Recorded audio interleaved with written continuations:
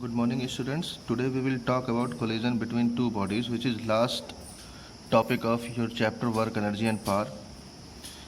First we read about collision. What is collision? It is occur when bodies either physically strike against each other or if the path of the motion of one is influenced by the other.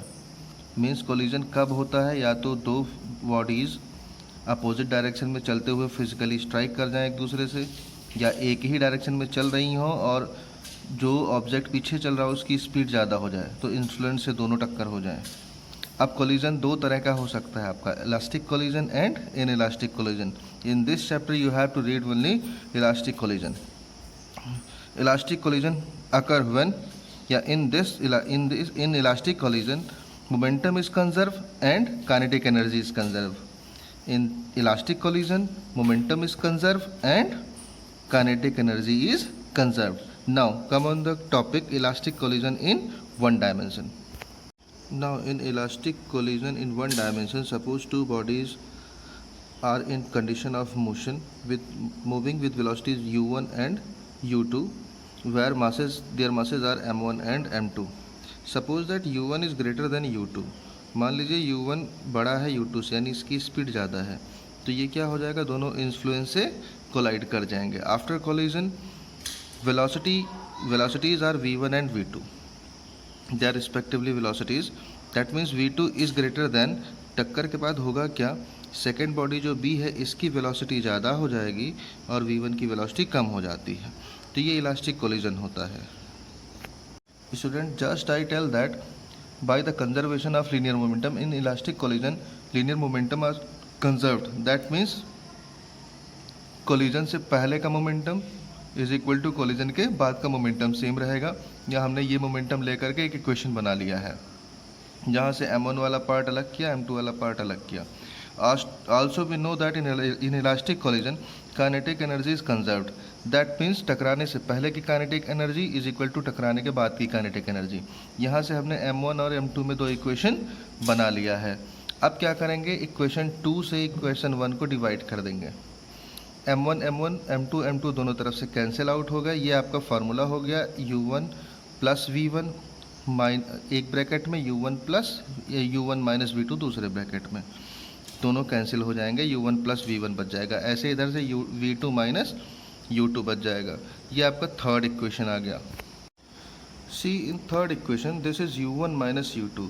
ये क्या है, ये relative velocity है टकराने से पहले object का, और ये है v2 minus v1। Here v2 is greater than v1, तो ये रिलेटिव वेलोसिटी है टकराने के बाद का। तो टकराने से पहले क्या था, अप्रोच हो रहा था, एक बॉडी दूसरे को अप्रोच कर रही थी, तो ये अप्रोचिंग वेलोसिटी हो जाती है। Relative velocity with which the body A and B approach each other. टकराने के बाद क्या होता है, v2 की स्पीड ज़्यादा हो जाती है, सेपरेट होने लगते हैं ऑब्जेक्ट, तो इसको क्या कहेंगे, relative velocity with which the bodies A and B separate from each other. अब करेंगे क्या, इसी थर्ड इक्वेशन से v2 को हम ट्रांसपोज करेंगे एक साइड में, लेफ्ट साइड में, बाकी को एक साइड राइट साइड में, और यही v2 की वैल्यू हम पुट करेंगे इक्वेशन नंबर 1 में और सॉल्व करते हैं। When we put the value of v2 from equation 3, which is v2 is equal to u1 minus u2 plus v1 in equation 1, and for solving we get v1 is equal to m1 minus m2 upon m1 plus m2 into u1 plus 2 m2 upon m1 plus m2 into u2। यहाँ से हमें v1 की value आ जाती है। इसी तरह से हम v2 की वैल्यू निकाल सकते हैं जब हम v1 की वैल्यू यहाँ से पुट कर दें। इसको मैंने निकाला है यहाँ पे कि हमने क्या किया कि इक्वेशन थर्ड से ही, जहाँ देखेंगे आप इक्वेशन थर्ड से ही, similarly from equation third v1 की वैल्यू निकाल ली, v2 minus u2, v2 plus u2 minus u1, और उसी फर्स्ट इक्वेशन में पुट कर दिया, तो v2 की वैल्यू फाइंड आउट हो जाती है 2m1 upon m1 plus m2 into u1 plus m2 minus m1 upon m1 plus m2 into u2।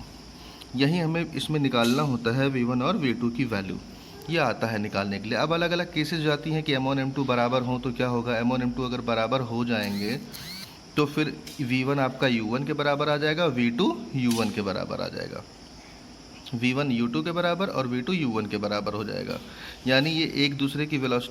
और सेकेंड कंडीशन क्या है, अगर u2 आपके 0 हो जाए, मीन्स दूसरा ऑब्जेक्ट रुका रहे और पहला ऑब्जेक्ट चलता रहे तब टकराए, तो होगा क्या इस कंडीशन में, जो टकराने के बाद वेलोसिटी होगी v1 वो पहली वेलोसिटी में m1 minus m2 upon m1 plus m2 हो जाएगा और v2 हो जाएगा 2m1 upon m1 plus m2 into u1।